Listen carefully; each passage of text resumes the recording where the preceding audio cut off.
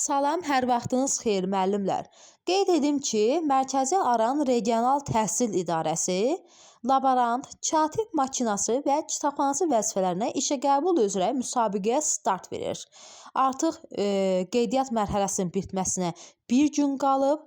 Kimlər ki qeydiyyatdan keçməyib, qeydiyyatdan keçsinlər. Mənə bu haqda çox müraciətlər oldu, suallar verildi. Sonda belə deyim, ümumi bir istədim ki, video çəkiliş edim, YouTube-da paylaşım ki, yəni ümumi məlumatınız olsun. Kimlər müraciət edə bilər? Digər hansı rayonlar? Elə rayondan məsələn müraciət edirlər ki, yaxud Bakıdan. Onlar müraciət edə bilməzlər, qeydiyyatdan keçə bilməzlər. Kimlər qeydiyyatdan keçə bilər? Mərkəzi Aran rayonlarında yaşayanlar, yəni məsələn Kürdəmir, Ağdaş, Ucar, Mingəçevir, Göyçay, bu rayonlarda yaşayan namizədlər, hansılar ki imtahana hazırlaşırlar, onlar qeydiyyatdan keçsinlər. Yenə də deyirəm, bir gün, cəmi bir gün vaxtınız qalıb. Kimlər ki keçməyib, keçsinlər. Yəni elan vakansiya həmişə olmur. Bir də gördünüz 2 il, 3 il elan verilmədi. Bundan əvvəl Mərkəzi Aran Regional Təhsil İdarəsi informatika laborantı və kitabxana müdiri vəzifələri üçün müsahibə elan etmişdi və müsahibə də artıq həyata keçirilmişdir. Belə deyim, hardasa o imtahan qeydiyyatdan çox keçmədi. Heç bir ay keçmədi, mənim namizədlərim imtahana dəvət olundu. İndi bunda da ola bilər ki, 10 gün, 20 gün, çünki mənə sual verirlər, bəs imtahan nə vaxt olacaq? Yəni siz hazırlaşın, siz oxuyun, öyrənin, bilmək olmaz. Bir də görürüz, qeydiyyat bitdi, ayın sonu, yanvarın sonu imtahandır.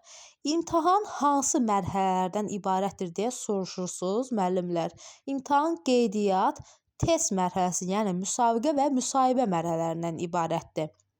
Bəs belə bir sual da verirsiniz ki, hansı suallar düşür, hansı mövzular düşür, nələri oxuyaq?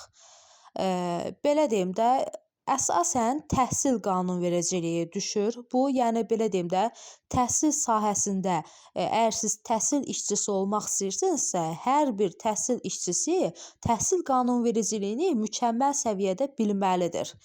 Təhsil qanunvericiliyində belə deyim, düşən hissələr vardır. Əmək məcəlləsində də müəyyən belə deyim, hissələr var ki, onları bilsəniz yaxşıdır. Ən azından hər bir işçi bilməlidir. Bu kimi məlumatları bilməlidir.